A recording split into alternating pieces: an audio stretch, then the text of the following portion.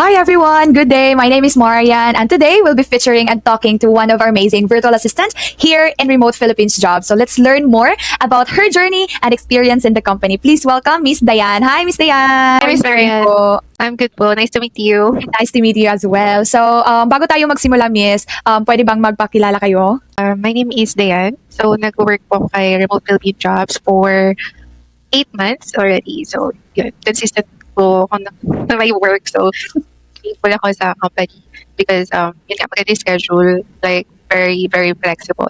What you call this? Data entry in lead generation. I see. So, yun talaga. If specify talaga yung non-voice, data entry, tapos flexible talaga yung pilid.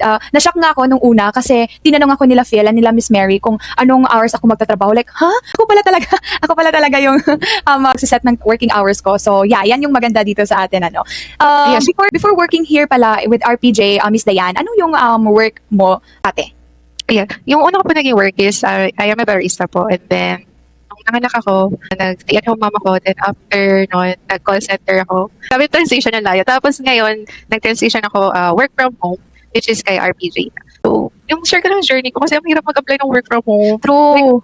Like 1 month pa sila mag-update. At like kay RPJ, after 24 hours lang ata, yun, meron ng email for interview. Sabi ko, buti na lang Lord talaga na nakita ko si RPJ sa TikTok. Kasi nakabilis ng process. Like, 24 hours, meron ng interview, tapos ilang minutes lang ata yun, or 1 day, may result na agad na kahit na ako. Yeah, I agree with you po na like hindi sobrang haba. Like after ma-hired, work na agad. Kapag sinabi na nilang, Yes. okay, you're good to go, may work na agad. Pag kinabukasan. And wow, barista ka pala po. Kasi pag bumalik kasi ako ng barista, ang demanding sa oras. Unlike pag itong work ako, single man po kasi ako. So, kailangan ko talaga ng work na flexible yung oras, which is yung kay RPJ ko ngayon na-achieve. So, nakaka-attend ako lagi ng mga school activities ng anak ko. So, hindi ko namimiss yun. Tapos mag-work ako ulit kay RPJ. Ganun. Flexible. Hindi ko kailangan umabsent. Diba? Kasi ang hirap umabsent eh. Mapapawasan yung sahod. Eh, unlike kay RPJ, hindi ko na kailangan umabsent. Adjust ko na lang talaga yung time ko. Yes. Walang rason para umabsent. Since barista kayo, miss, ano pala yung go-to mo na like inumin? Before Lagi lang ako, working. lagi lang akong iced coffee. Yun ang talaga. Wow. Sarap siguro ng tinitimpla nyo po. Oo. Libre kasi yung kape. Na ano sa work. Sana soon makatikim din ako ng timpla mo. And yeah, I'm so happy na nandito ka po with the team RPJ, or Remote Philippines Job. But before joining here in RPJ, Miss Dayan, what was like your biggest struggle or ano din yung goal mo in life? Yung unang struggle ko yung pag-transition ko sa work from home. Kasi syempre ang thinking ko, may call center na akong experience. Madali na mag-apply. Pero hindi. As in, months talaga yung binibilang bago sila mag-update. Tapos, yun yung unang struggle ko. Tapos nung, yung achievement ko lang, or yung goal ko lang talaga is magkaroon ng work from home kasi nga single mom ako. So, kailangan ko lagi nasa bahay din para mabantayan ko yung anak ko. So, which is na-achieve ko yun kay RPJ. Wow. And good thing nga lumabas siya sa FYP ko. Kasi kung hindi, baka hanggang ngayon nag-ano pa rin ako. Di ba? Kasi sobrang dali lang talagang like makapasok. Oo. Super. Yes, saka nagulat ako sa interview. Ang dali lang. As in, hindi katulad ng iba na ang daming set ng interview. Meron ka pang sasagutan na assessment. Dito, as far as I remember, wala. Interview lang talaga. I don't know if sobrang ano na lang talaga kung hindi to makikita ng iba. And I want them to experience our company talaga. Gusto ko like ma-experience nila kung gaano, like hindi talaga nakaka-burn out. Or may Yes. reason ka na mag-stop kasi nabu-burn out ka. Parang ganun ba? So, I'm so happy na we are able like to share this one. Or Phil and Matt, we're able like to share this company to us. And then, be honest po, Miss Dayan, is there a doubt na pumasok sa isip mo before applying or sending your application? Actually, yes. Kasi sa TikTok siya eh. So, parang pinag-scam. Pero syempre, parang nag-risk na lang ako na mag-apply. Buti na lang talaga, nag-risk ako. Kasi kung hindi, nako, baka hanggang ngayon nag-a-apply pa rin ako sa iba. Pero at least nag-risk ako. Happy ako. Siguro, dapat din naman talaga na like, we have to take a risk, di ba? Especially like transitioning tapos wala tayong like backup plan. Dapat talaga, it's so risky pero worth it naman, di ba? Worth Yes. it mo, miss? Yes po, worth it. Wow, super worth it. Ayan, so, when you started working here in RPJ, Miss Dayan, ano yung like parang wow factor or na-surprise ka during your like first week or first month? Okay. So, ano po, napawawa ko kasi lahat ipoprovide sa'yo. Like, kasi syempre may interview na ako na pagdaanan before sa ibang company. Ang gusto nila is alam mo na dapat yung gagawin mo. And like dito kay RPJ, yung training, ipoprovide sa'yo. Pag kailangan mo ng help, ang dali lang i-reach out sila. Tapos magsisend pa yan ng ng Voice. video, tutorial. Yun yung nagustuhan ko talaga. Na, ang bait-bait nila kasi nagsisend pa sila ng video tutorial para magawa mo yung task na yun. So, yun yung napawawa ko. Kasi alam mo yun, yung mararamdaman mo na willing sila na i-help ka. Kasi nga, syempre ako call center. So, iba naman yung ginagawa ko doon. Unlike pag dito sa data entry, diba? So, lahat talaga, nung mag-ask ka lang, as in mararamdaman mo naman na willing sila mag-help sa'yo. Yun po yung napawawa ko. True. Sobrang totoo yun. Kasi kahit naman siguro nag-apply tayo, meron tayong experience, like binibigyan pa rin talaga nila tayo. And then, here in our company, nag-hire sila kahit wala experience or no experience. Meron nga akong mga kilala dito na students pa. And then, sila mismo yung nag-a-adjust. Like, yung owner, yung nag-a-adjust na, okay, may pasok si ganito ng ganyan, i-adjust yung schedule. Parang ganun. So, like, talaga, wow factor. Nuturuan tayo. Yun nga, nagsisend ng video, minsan nag-send ng voicemail, tapos sasabihin pa kapag merong hindi tayo naintindihan, okay, let's huddle, parang ganun. Yeah. Yun, super ganda nun. And then, bihira lang makahanap, especially with VA, yun nga yung sabi mo, yung sa iba, gusto nila, alam mo na agad, or alam mo na dapat bago ka pumasok. But here, kahit alam mo na, binibigyan pa rin nila tayo ng training. Hindi pa iba-iba yung SOP. Kung ano yung binigay, yun lang yung ang gagawin mo. And, parang organize sila. Diba? Opo. Matanong ko lang, Miss Dayan, how has this job, yung trabaho na to, change your life? Not just like personally, but or financially? Malaki pa yung na-change niya. Kasi unang-una nasa bahay ako, kampante ako na safe yung anak ko. Yun talaga yung number one priority ko. Yung ma-make sure ko na safe yung anak ko. Ang hirap kasi nag-work ako sa malayo, tapos nandito lang siya sa bahay. So, at yun yung pinaka na-achieve ko kay RPJ. Second, financially, syempre yung hirap ng single mom. Kaya super thankful ako kay RPJ na, nakakapag-provide ako sa anak ko. Kasi ngayon, lalo na ngayon, nag-i-school na siya, may pangbaon siya, may pamasahe kami, pang-mall, may pang-mall din kami. Ayun po. Malaki talaga yung na-change po nung pumasok ako kay RPJ. Wow, I'm super proud of Thank you. Like, Thank you po. marami akong kilala, like single mom. And then, lalo na sa panahon ngayon, sobrang hirap makahanap ng trabaho. Kahit, lalo na sa online. And I'm so proud of you, like, na-achieve mo yung ginusto mo or pinangarap mo na mabigay mo sa anak mo. And I'm so proud of you for that. And I'm so happy that the company helped you to achieve those. And more to come, more shopping. Opo. Lalo na ngayon po, may nag-increase po. Thank you, Sir Wow. Phil. Wow, grabe. Like, within 8 months, nag-increase na agad si Miss Dayan. Oh, actually 6 months or 7 months po ata akong binigyan ng increase. So, yun. Very appreciative po yung mga boss. Thank you po. True. Para bang na-appreciate nila, hindi lang thank you, but merong kapalit yung hard work natin. So yun, maganda din talaga. Hindi tayo like nagsasawa na gawin yung best kasi Yes. alam naman natin na parang na-appreciate nila yung kung ano yung ginagawa natin. Diba? Opo. True. So, in regards with the skills, Miss, since BPO ka and then work from home, ano yung like skills or like mas tumaas ba yung confidence mo? Ano yung mga skills na na-gain mo after or since joining here? Yung skill ko po kasi, diba, more on kasi voice yun yung before kong work eh. So parang sabi ko gusto ko na mag non-voice. Buti na talaga kay RPJ non-voice. Hindi na ako ganun ka-stress. As in, hindi talaga stress yung work kay RPJ. As in, chill lang. Tapos, hindi pa micromanagement. True. As in, hindi. As in, lang talaga. Hayaan ka lang nila mag-work dyan. Check ka nila, kamusta ka. Ganun lang. And then, yun, pag may nagawa kang, maganda, yun nga. Very appreciative sila. And then, meron kang inspiration. Nag-increase sila, guys. Kaya mag-join na kayo. Lalo na sa mga stay-at-home mom, tsaka single mom, sinasabi ko sa inyo, dito na kayo sa RPJ. And then, ano ba ba? So yun. Ano pa yung question na Masyado ako Ano pa yung mga nag-enjoy. skills? Ano pa yung mga skills like na-gain mo since nag-join ka? Yan po yung sa data entry. Wala naman po kasi akong idea kung paano siya gawin. Lalo na yung sa lead generation po. So, yun po nadagdag sa skills ko. Yung pagiging meticulous po, yun, na-achieve ko din yun. Lagi kong tinodouble check bago ko isend. Siyempre, nakakatakot pagkamali kasi yung bite-bite na ng boss natin, di ba? Like testimonial to guys ha, no joke. Wala pa akong na-interview for testimonial na nagsabi na stress sila dito. So far, wala talaga. Kasi kahit ako, hindi ako non-voice kasi araw-araw interview ako, tapos ganito, testimonial. So on cam, and then on call. So ganon. But kahit na palagi ako nagsasalita, hindi talaga siya tiring. Parang lousy ako everyday. I enjoy my task. It's because, yun nga, na-appreciate nila everyday yung mga videos na ginagawa natin. Parang ganito. Nagti-thank you sila. Kahit simple lang, thank you, pero nakakagaan ng trabaho. Pero yun, sobrang appreciative talaga nila and sobrang madali lang. So, yun. Tsaka, Miss Marian, dati doon sa work ko kasi bago pa ako pumasok, parang pagod na ako kagad. Parang di pa ako nakakapasok, parang na-stress na ako. Unlike dito kay RPJ, excited ka pa pumasok, mag-time in. As in, I experienced Diba? that. Iba-iba. Kaya nga nandito ako eh. Kasi, yun nga, hindi lang ikaw miss, yung papasok ka pa lang, hindi mo na nafe-feel yung sarili mo. Parang manhid ka na. Okay, work na lang, pero you're not happy anymore. But then here in RPJ, no joke talaga, no joke. No joke, as in. So, now, miss, in regards with the company, chismis naman natin yung company.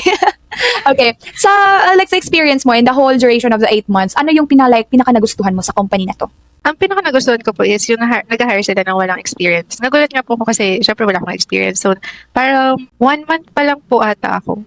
1 month pa lang, ayun po. Kasi nung una po, nag-provide lang po ako ng leads. Tapos after a month, tinrain nila ako para mag-double check ng mga ginagawa ng VA. So just imagine after a 1 month, parang meron ka ng position, parang na-promote ka na agad.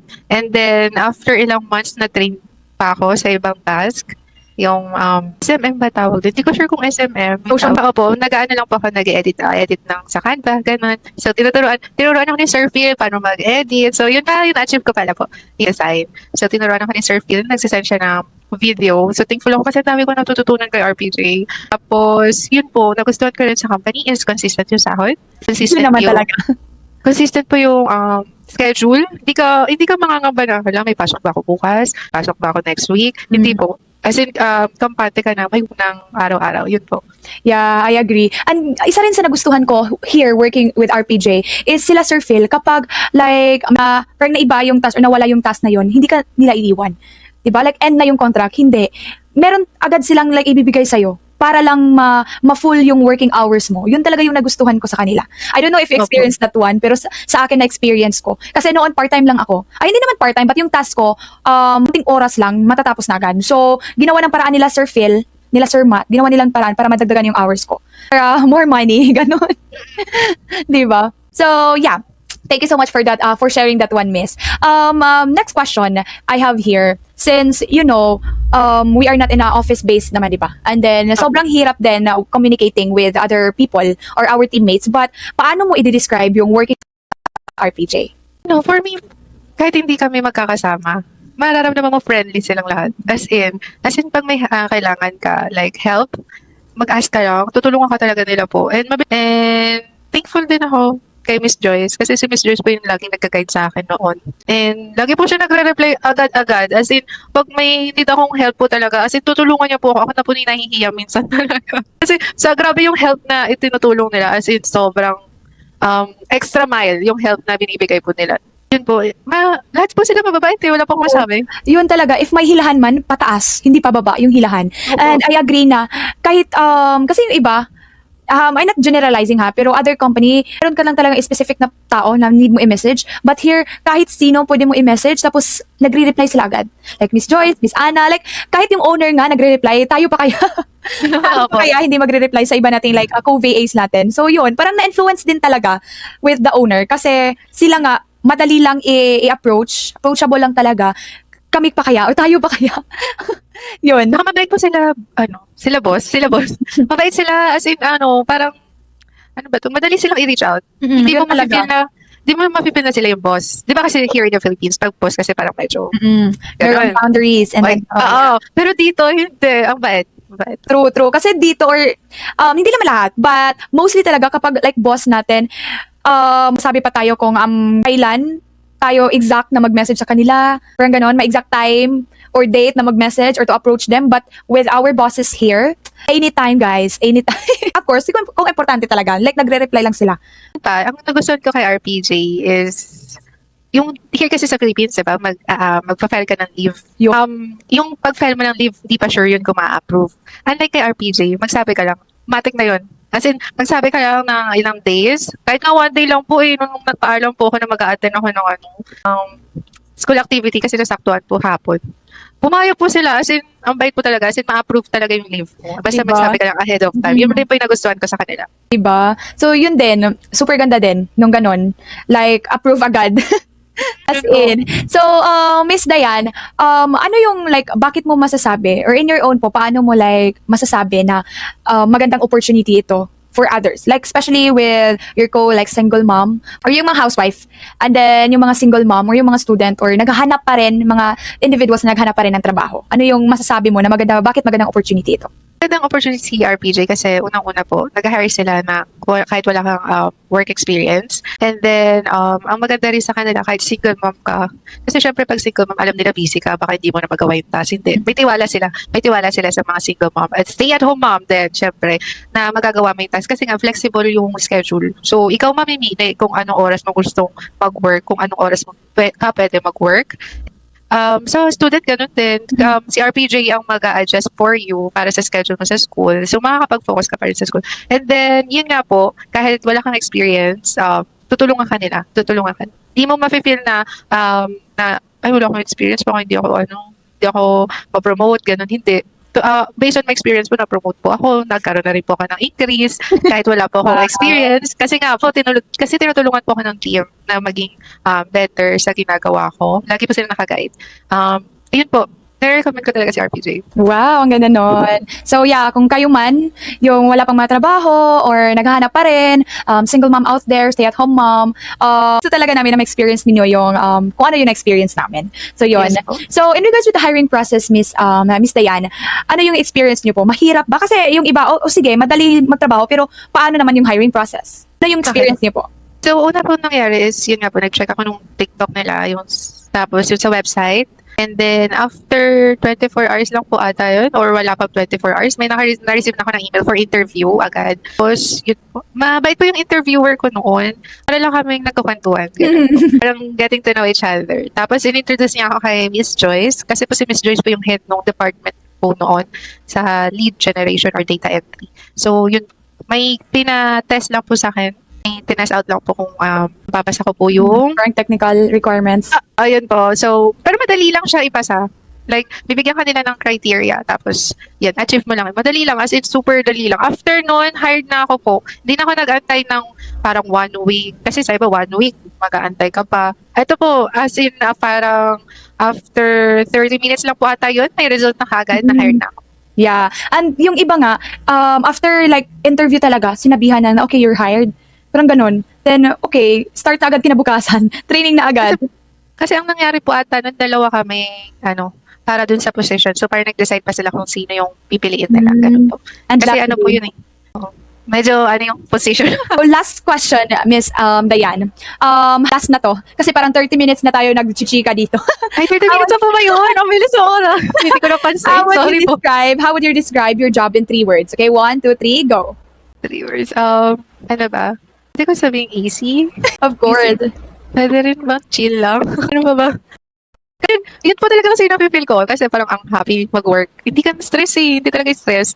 And then, thankful yan. Thankful ako kay RPJ talaga. Kasi, hindi, ang napoprovide ko financially yun sa anak ko. May time ako sa anak ko. Tapos, di pa ako stress. So, alam mo yun, kasi pag stress ka, syempre parang hirap mag-alaga ng bata po, di ba? Kasi kay RPJ, hindi po talaga. As in, walang micromanagement na nangyayari. As in, pero, alam mo yun, parang hindi talaga po siya nakaka-stress. As in, nakaka-excite pa nga pumasok. Yun po. Yeah, I agree. Napakahirap na stress ka pa sa work tapos stress ka pa sa bahay dahil nag-aalaga. So yun, I just want to say, Miss Dayan, thank you so much, no? So thank you for inspiring, especially with to all individuals, to all moms, single moms out there, and stay-at-home moms. Thank you. I hope they got inspired with your story as well. So, even ako, hindi pa ako mom, but I am inspired na si Miss Dayan nga, kaya nga niya, bakit ako hindi ko kaya, di ba? So, walang naghahadlang sa akin. I just want to say thank you so much for being part of today's conversation, and we're so proud to have you in the team, or I say, the Family Remote Philippines Jobs. And yeah, to everyone's watching, thank you as well for spending your time with us. So, yun, don't forget to LSC. Like, share, subscribe, and comment to our videos. And who knows, diba, next testimonial, kayo na yung susunod na ma-feature dito. So, once again, thank you so much, Miss Dayan. I really enjoy talking with you. See you in the next one, guys. Thank you po. Bye-bye.